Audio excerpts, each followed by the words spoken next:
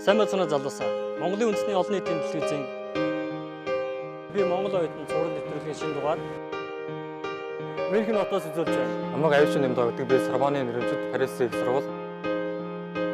Лионы консерватор зардаг. Германсын Ааchen хотоос үзүүлж байна.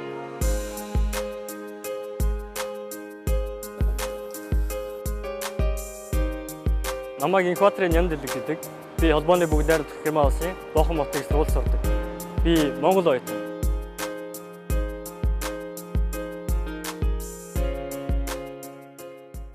Өндөр мэдлэгтэй, өрсөлдөх чадвартай Монголын төлөө нэвтрүүлгийн ерөнхий ивент тэтгэгч Алтан дорнод Монгол компани.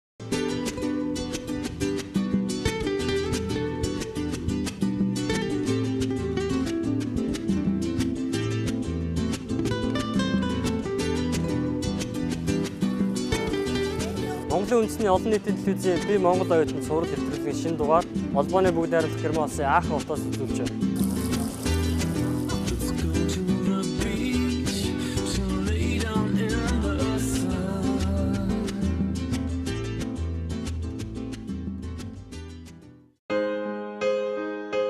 Намайг Бямбин Эрдэнэбаатар гэдэг. Би Аахны их сургуульд уул уурхайн инженерийн чиглэлээр магистрт сурдаг. Би Монгол оюутан. Намайг Озон Хатанбаяр гэдэг. Би холбооны бүгд найрамдах Герман улсын Аахны техникийн их сургууль уул уурхайн магистрт сурдаг. Би Монгол оюутан.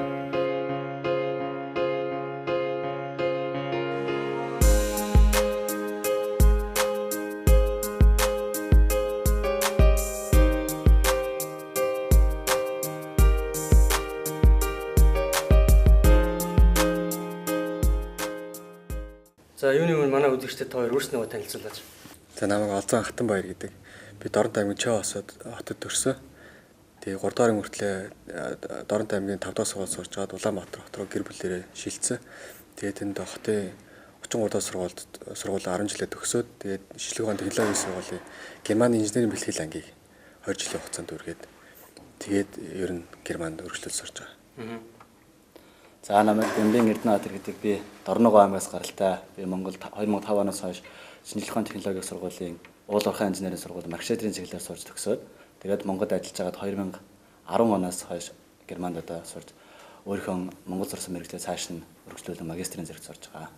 Германд ямар шугамар өөрснөө хуваараа ирсэн үү эсвэл байгууллага компани тэтгэлгээр ирсэн үү? Германд уул уурхайн чиглэлээр сурах сонирхолтой байсан.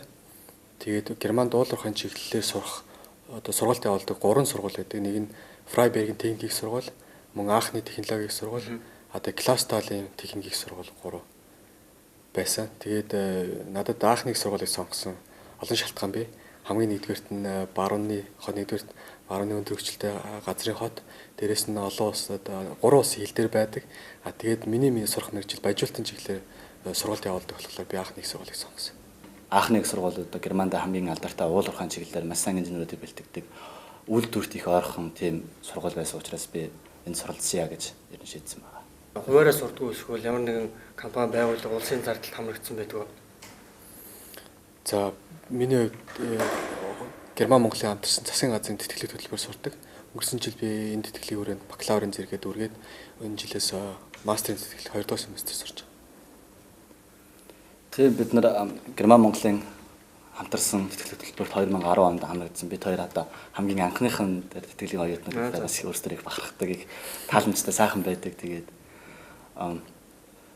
энд үйл ажиллагаа Германы эрдэмийн солилцооны алба гэдэг байгууллага хариуцж ажилладаг маш хариуцлагатай хүмүүс байдаг. Тэр хүмүүст бас одоо энэ төвшөнийг ашлаад талархлаа илэрхийлж байна. Та хоёр хамрагдсан тэтгэлэг төлбөрийн талаар дэлгэрэнгүй яриач. Энэ тэтгэлэг хөтөлбөр нь анх Монгол Улсын ерөнхийлөгч захиагийн хэлбэгдэрж 2000 оны ихээр Германы холбооны бүгд найрамдах Герман улсад айлчлага хүрээнд хийсэн боловсрын салбарт хийсэн чухал гэрээнүүдийн нэг. За энэ тэтгэлэг хөтөлбөрийн хүрээнд жил бүр 10 бакалаврын оюутан, 10 мастрын оюутан уул уурхайн чиглэлээр буюу түүний дагалдах мэргэжлээр сурах хэрэгтэй. За энэ тэтгэлгийг 2010 оноос хойш явуулсан байгаа. Анхны эсэгчд нь бид хоёр мөн өөр хүмүүсээс байгаа тий 15 онд ирж ирсэн. Одоо бид нар 80-90 оюутан болцсон байгаа. 5 жилийн хугацаанд 5 ээлж ирсэн байгаа. Тэтгэлэгт хамрагдахын тулд ямар үндсэн шалгуурууд байдаг вэ? Хэлний бэрхшээлээс гадна Бид нарын үндсэндээ 3 удаа шалгалт өгсөн. Хамгийн эхлээд бичиг баримтын шалгалт Монголд боловсролын яамн дээр бичиг баримтын шалгалтанд орсон. Тэгээд дараа нь герман хэлний болон англи хэлний одоо хэлний шалгалтанд орсон.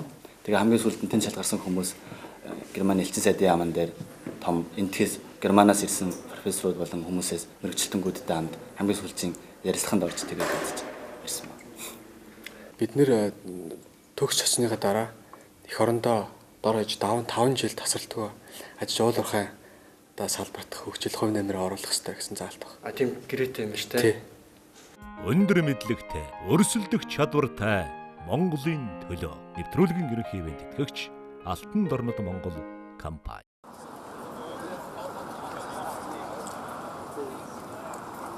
Бид нар одоо сургуулийн нисэгт ирсэн байна. Энэ хавийн орчныг танилцуулаач. Тэгээ энэ одоо манай сургуулийн бүх хичээлийн байр болон олон улсын оюутнуудыг хариуцдаг байгууллага гэх мэтчлэн бүх хэсгүүд байна.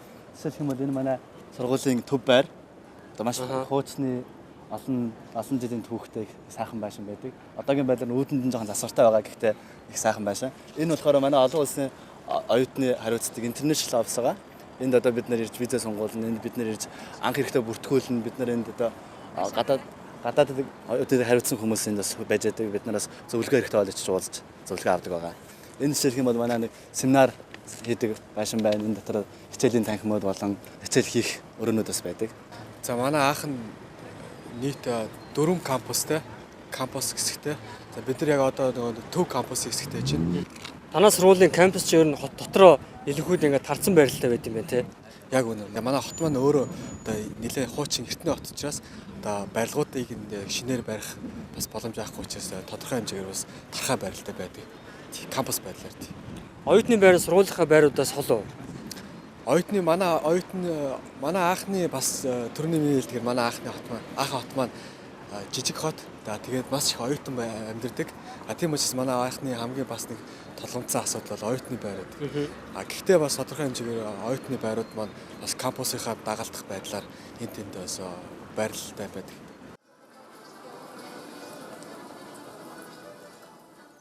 Германд суралцах хамгийн том давуу тал нь гэх юм бол Германы боловсролын Германд сурахад үн төлбөр байдаг. Сургалтын төлбөр гэж байхгүй. Яг нь семестртээ нэг 100-аас 200 евроны хураамж төлдөг. Энэ маань нийгмийн даатгал тэгээд дээр нь унааны автобусны билет, галт тэрэгний билетэндээ зарцуулагддаг. Ер нь бол ерөөсөө ямар ч төлбөргүй гэж ойлгож байна. Сургалтын төлбөргүй гэж яриад байна. Тэгснэ тэтгэлгийн тухай яриад. Энэ ер нь ямар учиртай юм? Холбооны бүгд найрамдах Герман улс маань одоо дэлхийн одоо өртгөөрөө дэлхийд өндөрт ордгоо ч гэсэн тодорхой хэмжээгээр бас өртөг өндөртөө ороо. За энд амжиргааны өртөг мөн байр хоол, хувц хунар гэдээ явчихна. Тэгээд холбооны засгийн газраас одоо оюутан бүрт одоо нэг жилд зарцуулагдах одоо зардлын хэмжээг одоо зааж өгсөн байдаг. Зааж өгсөн ч яхаа тодорхойлж өгсөн байдаг. Тэр хэмжээгээр оюутан маань хоолоо, даатгалаа, тэгээд байраа, хувц хунар гэсэн тодорхой зориулалтаар зарцуулах мөнгөний хэмжээг бас тийм нэгтгэхээр авдаг. Тэгээ тэр мөнгө нь бол сургуулийн төлбөрөөр зөвхөн амжиргааны зардлыг оруулсан тийм хэмжээний мөнгө тэтгэлгийн журмаар авдаг. Ажил хийх боломж хэрэг байдаг вэ? Тэг хичээл их хажуугаар ажил хийх боломж байдаг. Одоо Германы хуулиар бол бүтэн 4 сар одоо бүтэн цагаар бол 4 сарын ажил хугацаанд хөрвүүлэх юм бол 120 өдөр Нэг жил. тэг нэг жилийн хугацаанд 120 өдөр ажил хийх боломжтой. Эсвэл хагас цагаар ах юм бол 240 өдөр ажил хийх боломжтой.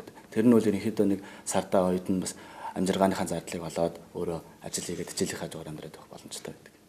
Тэг мөн оюутнууд хичээлийн хажуугаар тухайн институттэй оюутан туслагчийн ажил хийж болдог. Тэгээд энэ оюутнуудад одоо хичээлийн хажуугаар тухайн салбартаа одоо тодорхой явж байгаа төслүүд дээр гар бие оролцох тийм боломжийг олгодог.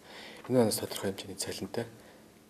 Тийм тэр оюутны туслах ажилтны ажлыг би хүртлээжсэн. Тэр бол одоо бас хичээлээс илүү маш их юм сурж авдаг. Тэр төсөл дээр хамт ажиллаж байгаа хүмүүсээс, удирдах байгаа хүмүүсээс тэр хийж байгаа юмнаас маш их юм ойлгодог. Тийм болохоор бас их Монголд ч гэсэн хэрэгтэй тийм санаа. Яг гэх юм бол багш нар нь өөрийнх нь институт нь өөрсдөө өөр дээрээ төсөл хийж яадаг. Тэр төсөл дээр оюутнуудыг хамт оруулж ажиллаулдаг нь одоо оюутнуудад бас их тустай дараа нь ажилдаа гараад ажиллахад их хэрэг болдог. Тэгээ энэ дээр нэмээд Германы төрөнд бас хэлсэн. Германы боловсролын систем маань нэм 3 үндсэн тулгын чулуун дээр явдаг. Нэг нь сургалт, нөгөөх нь судалгаа, үлдсэн одоо хувийн салбарт, үйлдвэрлэлийн салбарт, бизнесийн салбартаа ингэж 3 хоссон. Тэгээд сургуулиуд маань одоо тодорхой томхон компаниудаас судалгааны захиалга аваад тэр судалгаагаа одоо явуулдаг төлбөртэй. Тэр судалгаан дээр оюутнуудаас гар бие оролцдог. Энэ оюутны туслах ажлын бас нэг онцлог. Montagmorgen dann, 10 Uhr. Ein bisschen nachgesetzt Ja. und sieht gut aus. Gut. Die Universität in Aachen. Аахан хотын их сургуульд гадаадын олон гаруй оюутнууд ирж суралцдаг бөгөөд Монгол улсаас 14 залуу оюутан ирж суралцж байгаа нь маш талархалтай сайхан байна. Монгол улстай хамтран ажиллах сонирхол Герман улсад маш их байдаг. Монгол бол зөвхөн үзэсгэлэнтэй байгальтай улс төдийгүй. Бас уул уурхайн баялаг ихтэй орн. Манай канцлер 2011 онд Монгол улсын ерөнхийлөгчтэй уулзаж хамтын ажиллагааны их сайхан ажиллагаа эхлүүлсэн. 2012 онд уул уурхайн салбарт хамтран ажиллах төлөвлөгөө эхлүүлж байсан. Энэ бол олон улсын эдийн засгийн хамтын ажиллагааны чухал алхам юм. Уул уурхайн чиглэлээр Монгол Германы их сургуулиудын хамтын ажиллагаа өргөжж, Монголын залуучуудыг Аахан хотод сургах эхлэл тавигдсан. Хатанбаяр, Эрдэнэбаатар нар маш амжилттай суралцж байна. Бас бид сургалтын хөтөлбөрийн хүрээнд дадлагын 2 төсөл боловсруулан ажиллаж байна. Ингээд 2-7 хоногийн дараа Улаанбаатар хотод очиж ойролцоогоор 3-7 хоног ажиллана.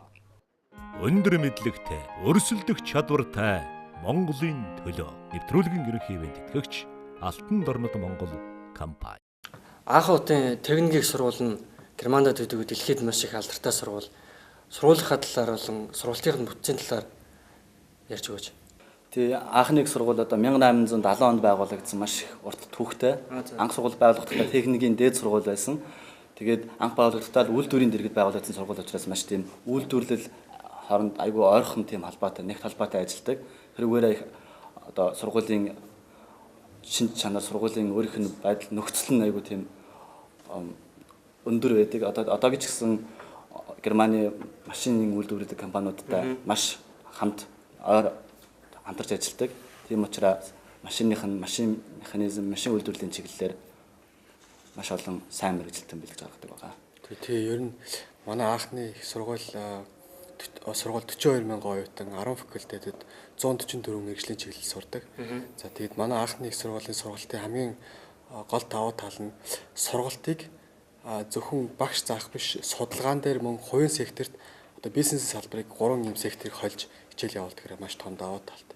Тэгэхээр энэ сургалт явуулж байгаа хажуугаар сургалт судалгаан дээр оюутнууд өөрсдөө бас ингэж хамт оролцдог нь бас манай сургуулийн хамгийн том давуу талт гэж би бодож байна. Сургалтын бүтцийн хувьд бол бакалавр, магистр гэдэг Монгол хотын ерөнхийдөө төстэй. Гэхдээ бакалаврын сургалт нь 4 биш ихэвчлэн 3 жил үргэлжилдэг. Тэгээд дээр нэмэгдээд магистрийн сургалт нь ойролцоогоор 2 жил үргэлжилдэг байгаа.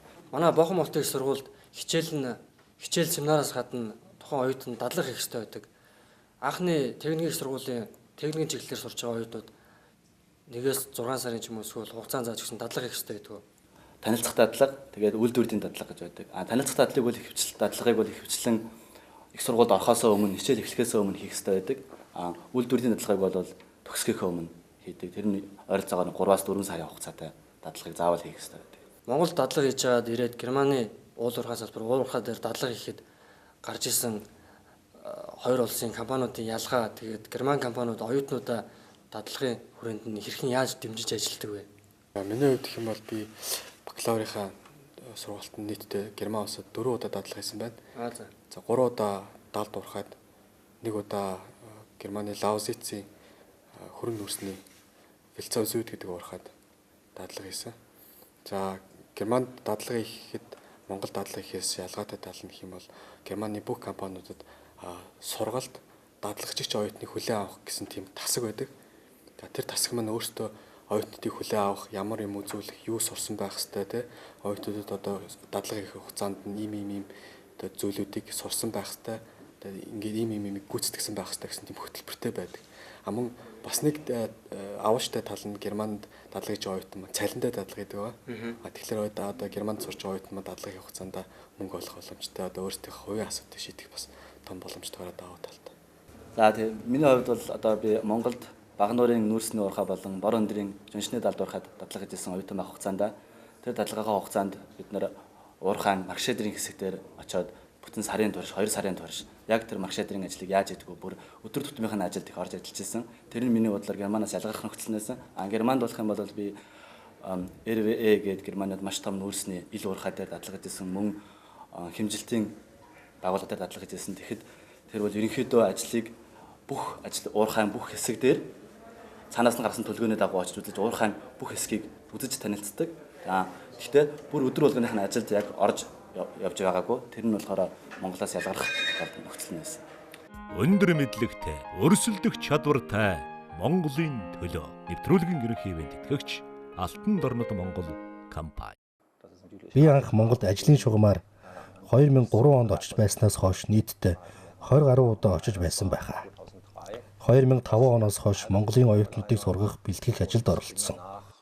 Ингээд Монгол Германы хамтын ажиллагааны хүрээнд оюутан солилцох хөтөлбөрт хамрагдсан залуучуудыг бэлтгэж 2010 он хүртэл ажилласан. Энэ бүгд хоёр орны ихтэй сургуулийн хамтын ажиллагааг бэхжүүлэхэд бас зохих хөв нэмрээ оруулж байгаа болов уу гэж бодож байна. Ингээд Монголын оюутан залуус болон багш нартай хамтран ажиллаж судалгаа шинжилгээний ажилч амжилттай явж байгаа нь олон бий. Монгол улсад уул уурхайн чиглэлээр зохион байгуулагддаг олон улсын хурал семинарт бас оролцдог. Монголын оюутнууд Германы оюутнуудтай адил энэ хотын оюутнууд шиг ижил нөхцөл суралцаж олгодог боломж тавьдаг шаардлага бүхэн адилхан бас бүгдэд нээлттэй. Монгол оюутнуудын нилээдэн тэтгэлэгт хамрагдаж дээр нь стипенд авч байгаа. Герман Монгол оюутнуудын нийтлэг юм уу ялгаатай тал нь юу байдаг вэ? Яг бодит харьцуулалт хийгээвэл Монголын боловсролын систем Германы боловсролын системтэй харьцуулахад их ялгаатай.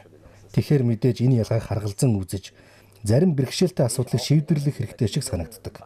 Монголд ажилчдад тавигддаг шаардлага энтхийн сургалтын системээр бэлтгэгдэж очиод үйлдвэрлэл удирдан явуулах зэрэгт ялгаа гарч таарна. Тэгэхээр энд байх хугацаанд бүхий л боломжууд айчлан маш олон зүйлийг сурч ойлгож мэдэж авах хэрэгтэй. Энэ хоёр оюутны хувьд сургуулиас зохиогддог олон ажилд идэвхтэй оролцдог. Монголын соёлын өдрөө зохион байгуулж Монголоос урдчилсан. Хатнаа Эрдэнэ нар маань үргэлж сайхан сэтгэл төрүүлж байдаг. Удахгүй бид хамтын төслийн ажлаа хэрэгжүүлэхээр Монгол явна.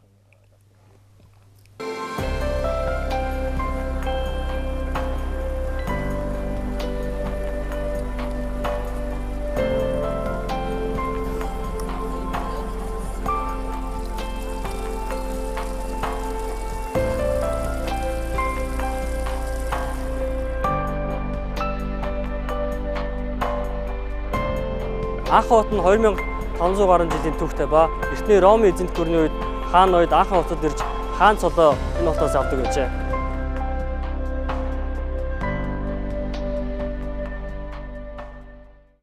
Германы уул уурхайн салбарчин сүүлийн 10-20 жилд ерөөхдөө цосон байдалд орж байгаа тийм. Тэгээд тэгсээ жижигсэн Германы ихтэй сургуулиудад олон улсын оюутнууд уул уурхайн чиглэлээр ирж суралцдаг нь тоон бүр нэмэгдээд байдаг. Үүний гол шалтгаан нь юу гэдэм бол тэгээд яагаад заавал уул уурхайн чиглэлээр, инженерийн чиглэлээр Германы ихтэй сургуульд суралцахын давуу талууд нь юу гэдэг вэ? Энд бол би бол хоёр үндэслэл байгаа гэж бодож байна. Нэг нь бол Германд уул уурхай дууссан, багассан юм шиг харагдаж байгаа боловч ясам дээр цаанаа бол явж байгаа. Гэхдээ уул уурхайх нь хэлбэр арай өөрчлөгдсөн байгаа. Одоо Герман 1980 оноос хойш уурхайхаа олборлтыг багасгасан, их автоматжуулсан, хүн бага ажилдаг, машин их ажилдаг болсон. Тийм учраас харахад бол одоо багассан, буурсан юм шиг харагдаж байгаа. Гэхдээ бол цаанаа бол явж идэг. Монголоос яагаад бид нар ирж сурж байгаа вэ гэх юм бол Монголд сүүлийн 20 жилийн хугацаанд маш их уул уурхайн шинэ уурхайнууд нэгдэж ажиллаж байгаа. Тэрнээс гадна гадаадын одоо олон улсын технологиг нэвтэрж байгаа учраас тэрэнд бид нар зохицож, тэрнийг ойлгож, тэрнтэй хөл зэрэгсүүд ажиллахын тулд бид нар гадаадд сурах хэрэгтэй байдаг. Яагаад гэх юм бол тэр тоног төхөөрөмжүүд маш өндөр технологи, өндөр мэдлэг шаарддаг учраас тэрнийг ажилуулахын тулд бид нар гадаадд сурсан, гадаадд их өндөр мэдлэг хэрэгтэй байдаг. Тий, яг үнэ. Германы уул уурхай өөрөө олон жилийн, 100 жилийн түүхтэй. Тэгээ нэгсэндээ өөрөөр хэлбэл Германы уул уурхайн хөгжил манай Монголын уул уурхайн хөгжлөөс хэдэн 10 жилээр урагшаа төрүүлээд явцсан. Одоохондоо Германы уул уурхай одоо өөрийнхөө зардлынхаа асуудлаас болоод Германы уул уурхай ер нь хумигдж эхэлж байна. Гэхдээ Германы одоо инженер техникийн салбар нь одоо ноу хау нь дэлхийд Монголтой гэлтгүй Германтай гэлтгүй дэлхийд нэлээд дээгүүрт болдог учраас хэдийгээр уул уурхайн хумигдмал байдалтай байгаа ч гэсэн тэр инженерчлэл, тэр инженерийн ухаан техник нь Германд байгаа. Тэр сургалтын хөтөлбөрч гэсэн байгаа. Тэгэхээр Монголд одоо бид нэр Германы уул уурхайн төвшөнд хүрэхин одоо цаг хугацаанд тэр төвшөнд дахиад явж байгаа учраас бид нар тэр Германы дахин Евротна ЭПАГ хэлдгээр тэр технологитой суралцахаас байгаагүй. Тэгэхээр бид нарт энд ийж Германы тэр ноу хаутай танилцах ёстой болж байгаа юм. Герман инженеруудын нэг давуу тал нь гэх юм бол ямиг ингээд судалж байгаа. За одоо ингээд манайх уул уурхай ингээд багасчлаа. Одоо энийг судлахгүй гэхгүй. Тэрийг улам л цааш нь өндөр хөгжүүлж, улам л нарийн хөгжүүлэлт төгс болох талаар дандаа хамтарч судалж ажиллаж байдаг. Тэрүүгээр одоо ч гэсэн Германы эрдэмчлэгийн ажлын чиглэл нь маш их мөнгө зарцуулдаг, маш их хөрөнгө оруулдаг, маш олон хүн гадаад дотоодоос авч ажилуулдаг тийм байдаг. Миний бодлоор ер нь бид нэр манай Монгол улс ер нь Германаас сурах юм олон байна. Одоо Германы уул уурхай ч гэсэн хаагдчихна. Түүний дагаад одоо уул уурхай нөхөн сэргээлт гээл те. А мөн цаашлаад сэргээгт хичим хүч гээл те. Хаагц уурхай дээр өөр ямар нэг эдийн засгийн боломж байгаа юу гэдгийг бид нар яг одоо эрчимтэй судалж эхэлж байгаа. Магадгүй 10 20 жилийн дараа энд бидэд магадгүй бэлэн хаалж болох юм билүү. Тий. Би одоо анх Монголд оюутан байхдаа нөхөн сэргээлт гэж зөндөө сонсч байсан, техникийн нөхөн сэргээлт, биологийн нөхөн сэргээлт гэж сонсч байсан. Гэхдээ би ерөөсөө сонсож байгааг уул уурхайг ашиглаад дуусны дараа яадаг юм бэ? Нөхөн сэргээлт гэж боддог байснаас би дараа нь яаж ашигладгийн талаар мэдээгүй байсан. Гэтэл энэ дээрээ сурахад уул уурхайг ашиглаад дуусаад хаагаад дараа нь юу хийж болох талаар хичээл дээр хүртэл үзэж эхэлдэг. Жишээлх юм бол манай хотоос ойрхон 20 км-ийн зайтай нэг уурхай байсан газар байдаг. Одоо тэр айгүй том нуур болцсон байгаа. Хиймэл нуур. Тэгээд дээр нь аялал жуулчлал хөгжсөн. Дээр нь ингээд зай маваар явж болдог, шумбаж болдог. Яг байгалаас гарсан тийм нуур шиг тийм нуур болгоцсон байгаа жишээлх юм бол. Тэгээд тэр байдлаар нь цаашаага янз бүрийн тийм шин санаа яаж тэрийг цааш нь өөр ашиглалтанд оруулах вэ? Яаж тэрийг яг хуучин мөнгөн байгаль шиг болгох вэ талаар маш их одоо оюун ухаан ухаж тэндэг ажилтдаг байна. Монголд одоо байгаа нэг дутагдaltaй тал Монголын уул уурхай талаарх ойлгомж нь нэлээд сөрөг талтай. Бид нэгэнд одоо бууж чадахгүй галтгийг суусан. Одоо Монголын эдийн засаг уул уурхайгаас нэгэнд хамааралтай болсон биднээс буцах зам байхгүй. Тэгэхээр хамгийн нэгдүгээр бид нар Монгол иргэдийн дунд уул уурхайн талаар эерэг зөв ойлголтыг төрүүлэх хэрэгтэй. Тэгээ Германы хамгийн том жишээ гэх юм бол Германы уул уурхай хаагсны дараа нөхөн сэргээлтийг маш сайн төвшөнд явуулдаг. Өмнө ямар байсан тэр чихэр нь үлдээдэг. Бүр цаашлаад өмнө байсаас нь илүү төгсөлтөөр тэр тухайн газрыг ингэж нөхөн сэргээж үлдээдэг. Одоо энэ таван давуу талтай эсвэл тийм том жишээ болж байна. Тэгээ бид нар Германы энэ жишээнээс суралцах хэрэгтэй. Уул уурхай нөхөн сэргээлтийг одоо зөв, сайн, төлөвлөгөөтэй, хантаас зөв төлөвлөгөө эдийн засгийн зөв шийдэж өгөх юм бол өмнө байсан шийдвэрийг үлдээх бүрэн боломжтой гэдэг Германы уул уурхай жишээс харж байна. Тэгээ энд одоо нэг сонин зүйл гэх юм бол Монголд уул уурхай гэхээр уурхай байхаар уурхай хажууд ерөөсө хүн амьдардаг уурхай дандаа хол их уурхай бол тийм бохир их тоостой газар байдаг бол энд зөвхөн ингээд бүр айл нэг жижигхэн тосгоны хажууд хүртэл асар том уурхай байж байгаа. Тосгоноос 2 3 дахин тийм том нөөцний уурхай байдаг жишээтэй. Тэнд хүн амьдрал ажиллаад явж болж байгаа. Энэ бол одоо тийм уурхайг тийм муухай тийм хар зүйл биш уурхай бол зүгээр л байдаг л нэг үйлдвэрлэлийн нэг хэлбэрээ гэдгийг одоо германчууд бол олон жилийн турш харуулж байгаа. Тэгээд зөвхөн байгалыг хамгаалаад зогсохгүй хүний эрүүл мэнд, ажилчдын эрүүл мэнд хамгаалах нөхөн сэргээхийн тал дээр бол одоо уурхайн төлөвлөгөөнөөс илүү тэр бол уурхайн хамгийн том төлөвлөгөө байдаг, хамгийн чухал байдаг. Уурхайг ажилуулах үндсэн шаардлага нь байгаль хамгаалах, хүн хамгаалах, нийгмийг хамгаалах тийм 3 төлөвлөгөө, долгуур төлөвлөгөө байдаг. Өндөр мэдлэгтэй, өрсөлдөх чадвартай Монголын төлөө нэвтрүүлгийн ерөнхий ивент тэтгэгч Алтан дорнод Монгол компани.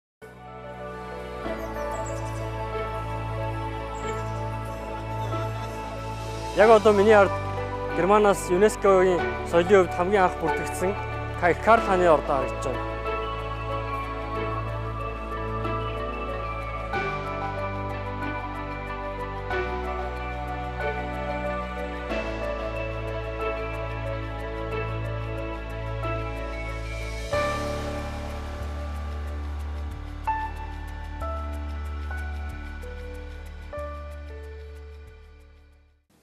Германы ихтэй сургуулиудад бакалавр, мастрын зэрэгээр орж сурахад заавал герман хэл дээр хичээлүүдээ үзэх хэрэгтэй. Эсвэл өөр ямар нэгэн хэл дээр суралцах боломжтой байдаг.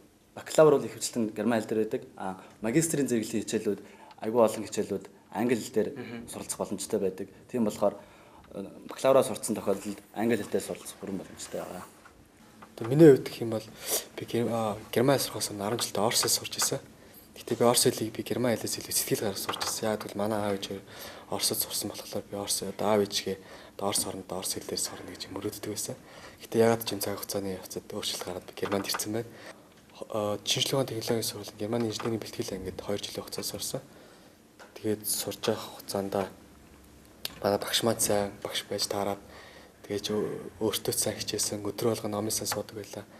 Германд ирэх зам их урт бөгөөд их удаан байсан. Тэр буцаад яагаад гэх юм бол би Монголд дорногод би төрж өссөн манай аав ээж малчин хүн байдаг. Тэгэхэд би хөдөөний байхад жоохон байхад маш олон уурхаанууд нэгдэж ирсэн манай ойр орчимд.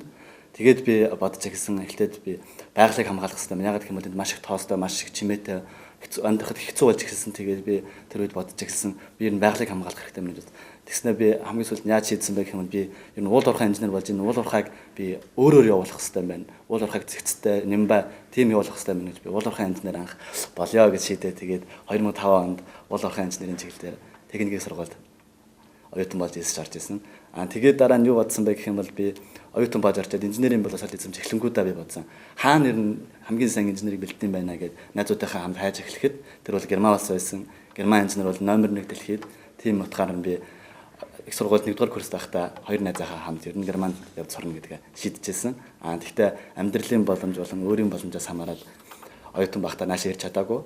Гэхдээ тэрийг би даваа татаж боддог. Яагаад гэх юм бол би Монголд бакалавра төгсчөөд тэгээд нэг жил адилчаад ирсэн учраас би Германаас ирээд юу сурах уу? Би Германаас юу авах уу? Юу Монголд хэрэгтэй гэдгийг би илүү мэдж авсан байсан. Би хэрвээ бакалаврт ирсэн байсан бол би сурах хэрэгтэй байна, хичээлэл хийх хэрэгтэй байна гэж хийх байсан баг. Гэхдээ би төгсчөөд ирсэн, адилчаад ирсэн болохоор эндээс би юу авч явахаа мэдчихсэн. Тэр бол миний хувьд маш даваа тал. Тэгээд энэ завшинд энэ нэг цааш нь ярих юм бол Монголоос ирж Германд сурах гэж бодож байгаа оюутнууд ер нь бакалавра төгсчөөд ирэх юм бол бүр боломжтой байх юм бол 1-2 жил адилчаад ирэх юм бол илүү их боломжтой, илүү их сайн сурдаг. Би ер нь Германд сурна гэдгийг зөвхөн хичээлд их сургууль суугаад, танхимдаа суугаад хичээлээ хийнэ гэж ойлгодоггүй. Германд байна гэдэг өөр улсад байна гэдэг бол сургууль боловсрол эзэмшдэг яг адилхан. Тэрнээс их баг их юм сурдаг. Их сургуулийн ширээнээс биш, гадаа годамжинд байгаа амьдралаас, ажлын офисоос, уурхай дээрээс хүн тэр боловсролыг илүү сайн бүр хажууд нь байгаа сурдаг. Тийм болохоор би ер нь сүлд жоохон хожуу ирж сураасаа гэж бодож байгаа. Малчин айлын хүүхд энэ тэтгэлэгт хамрагдсан түүхээсээ сонирхолтой сонирхолтой болов. Би өмнө ер нь тэтгэлэг, улсын тэтгэлэг, хоёр улсын хамтарсан тэтгэлэг гэхээр ер нь дандаа л дарга нарын хүүхэд явж сурдаг. Эсвэл шал өөр хүмүүс явж сурдаг гэж боддог байсан. Гэтэл энэ тэтгэлэг бол их тийм сонин их шудрагч гэх юм уу. Би одоо санаандгүй малчин айлын хүүхэд явж байгаа л би өөрөө ирсэн байгаадаа би их бас их гайхдаг л да. Тийм өмнө нь би ямар ч боломжгүй зүйл гэж боддог байсан. Тэгэхэд би малчин айлын хүүхэд энэ тэтгэлгийг аваад ирсэн байгаадаа би энэ тэтгэлгийг их шудраг их олон хүнд хүртээмжтэй үнэхээр сурыг гэсэн хүссэн хүн болгонд хүрдэг тэтгэлгээж боддог. Тийм учраас залуучууд өөрсдөө юм сурыг гэж бодох юм бол цаашаа дандаа боломжуудыг хайж авах хэрэгтэй. Сонин сэтгүүлийг сайн үзэж авах хэрэгтэй. Одоо тэтгэлэг өгдөг байгууллагуудын вебсайтыг сайн ухаж үзэж авах хэрэгтэй. Тийм мэдээллүүд бол үргэлж гарч ирдэг. Тийм учраас тийм сайн нүдээ том болгож чихээд ирдэн байх хэрэгтэй гэж бодсон. Тийм миний хувьд ч гэсэн хипагийн хийж байгаа тийм чинь хүн ер нь бас зоригсон зүйлийг хөдлөө зүтгэх хэрэгтэй. Би ч гэсэн энэ тэтгэлэг чинь 2010 он зарлагдсан. Би 2009 онд Германы инженерийн бэлтгэл ангийг төгссөн. Тэгээд дараа нь 1 жил барилгын TC барилгын сургуульд сурч байсан. Тэр хугацаанд би барилгын чиглэлээр сурна гэж Герман сурна гэж ер нь өөртөө зорилго тавьсан байна. Байсных үндсэндээ ер нь би нэг 10-аас 20 барилгын компанид дээр очиж уулзж байсан. Надад тэтгэлэг өгөөч гэж одоо үе таалгын сахиад хүлээгээд уулзж байсан. Тэгээд магадгүй хүн зүтгэх юм бол магадгүй цаана шагнал байдаг юм байл. Би тэгээ ингэ зүтгэснээр дараа энэ тэтгэлэгтээ таараад тэгээд материал өгөөд явуулсан тэгэл тэнцээ. Сонгон шалрах ярилцсанд дуудагдсан. Гадаадд сурах гэж бодож байгаа олон залуучууд ямар улс сурахаа өөрснөө их судалдаг. Германд яг ээж сурахын давуу талууд, онцлогуд Германд оюутан болж ирэх гэж байгаа залуустай зориулаад бас яаж сургуультай бүртгүүлдэг, ямар хугацаатай хэзээ яах вэ гэдээ жоохон ярьж өгье. Германы өвлийн хичээлийн жил нь өвөл 102 байдаг. Тэгээд өвлийнх нь болохоор 100 өвлийн семестр нь 10 сараас эхлээд 4 сар дуустдаг. 100-ын 4 сараас эхлээд 10 сар дуустдаг байгаа. Өвлийн семестрт Германд сургууль орохын тулд 7 сарын 15-наас өмнө бичиг баримтаа сургуулийнхаа гадаад харилцааны албаар нь явуулсан байх хэвээр. Тэрэнд ямар бичиг баримт бүрдүүлэх хэвээр гэх юм бол хэлний болон сургуулийнхаа бичиг баримтуудыг маш сайн орчуулсан. Тэгээд дээрэс нь зөв болон бүрэн бүрдүүлсэн байх хэвээр. 100-ны семестрийг болохоор өвлийн 1 сарын 15-наас өмнө бичиг баримтаа бүрдүүлж өгөх. Тэгээд Германд суралцахын тулд Германы боловсролын яамнаас Монголоос ирж сурч байгаа оюутнуудад тавигдах үндсэн шалгуур байдаг, шаардлага байдаг. Энэ маань бакалаврын түвшинд суралцахыг хүссэн оюутнууд эх орондоо магадлал итгэмжлэгдсэн ихтэй сургууль доотлон 2 жил сурсан байх хэрэгтэй. Хамаа сургуулийн өмнөх бэлтгэл коллежид сурахыг хүссэн оюутнуудад Монголдо мөн магадлал итгэмжлэгдсэн тодорхой сургуулиудад 1 жилийн доотлон 1 жил суралцсан байх шаардлагатай. Тэгээд коллежид сурахыг хүссэн оюутнууд тухайн коллежийнхаа онцлог шалтгаалаад B1-ээс B2-ын түвшингийн хэлний мэдлэгийг шаарддаг. Ихтэй сургуульд бол DSH2 буюу C1-ийн түвшин шаарддаг. Гэхдээ мөн сургууль Германч өөрөө холбооны улс, холбооны бүгд 8 дахь улс. Тэгэхээр холбооны улс болгоно өөр гэсэн дүрм журамтай. Тэгээд түүнээс шалтгаалаад тухайн холбооны улсад байгаа сургуулиудын шалгуур нь янз янз. Тэгэхээр зарим тохиолдолд B2-ын түвшин шаарддаг сургуульч байна. Зарим тохиолдолд C2-ын түвшин шаарддаг сургууль байдаг. Германы сургуулиуд дээр нь тэгээд бүх тийм эсэлттэй холбоотой бүх бичиг баримтыг, бүх мэдээллийг интернет хуудсанда маш сайн тодорхой бөгөөд маш ойлгомжтой бичсэн байдаг. Тийм учраас суралцах хүсэж байгаа сургуулийнхаа вебсайтнаас маш их мэдээлэл авах боломжтой. Вебсайт нь маш сайн зөв зохион байгуулалттай, ойлгоход, уншиход их амархан тийм байдаг. Та хоёр ирээдүйд Монгол улсынхаа уул уурхайн салбарт өөрсдөө хэрхэн төсөөлж, та хоёрын ирээдүйн төлөвлөгөөнийхөө тухай надад жоохон ярьж өгөөч. Би Германд Монголынхын төлөө сурах гэж ирсэн учраас Монголынхын төлөө бас юм их хийж байгаа дургал дандаа баяртай байдаг. Тэр миний хийж байгаа ажил болохоор Монгол Германы тийм хамтарсан төсөл байгаа. Тэр нь уул уурхайд сүүлийн жилүүдэд одоо уул уурхай том их хөгжиж ихсэндээ холбогдуулаад уул уурхайд гардаг осол эндэгдлийн тоо харамсалтай маш их ихссэн.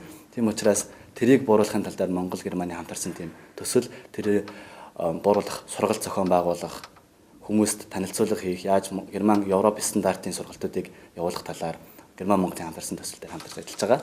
Тэрнийхэн талаар ирээдүйд Монголд очиод Монгол уурхайнууд маань аюул осолгүй маш сайн хариуцлагатай байхын төлөө би одоо тэрэн дээр ажиллаж байгаа даа баяртай байдаг.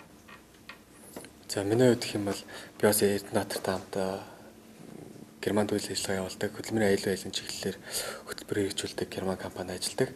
Тэгээ би бас мөн Монголынхаа уул уурхайд хэрэгтэй дээр салбарт хувь нэмрээ оруулж чадаа бас баяртай байдаг. Тэгээд ирээдүйн төлөвлөгөөч асуусан тий. Тэгээ миний ирээдүйн төлөвлөгөө гэх юм бол одоо энэ сургуулиуд мастер хаад зэргийг жил ахсын дараа төгсөх байх.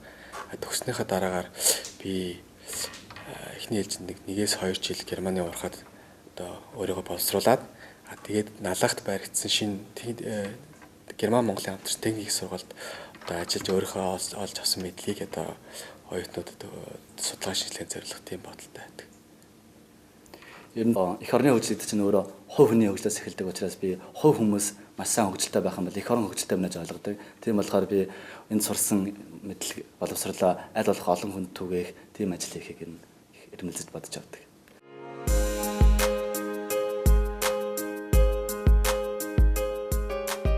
Манай нэвтрүүлгийн урилгыг хүлээж авч биднэрд сургуулийн талаар болон оюутны амьдралынхаа тухай маш сонирхолтой яриа өргүүлсэн та хоёрт маш их баярлалаа. Тэгээд цаашдын хичээл сурлаг ирээдүйд чинь та хоёрт маш их өндөр амжилтыг хүсье. Баярлалаа. Тэгээд биднийг ирж бидний амьдралтай бидний сургуулиуд танилцсан та бүхэнд бас их баярлалаа. За баярлалаа. Цааш та бүхэн ч цаашдаа ажиллаж өндөр амжилт хүсье. За баярлалаа. Сайн яцгаана. За.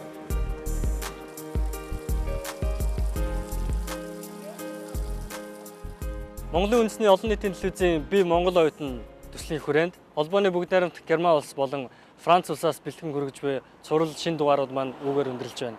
Дэлхийн шилдэг ихтэй сургуулиудад амжилттай суралцж буй түүхээсээ биднэртэй хаваалцсан Монгол оюутан залуустаа амжилт хүсье.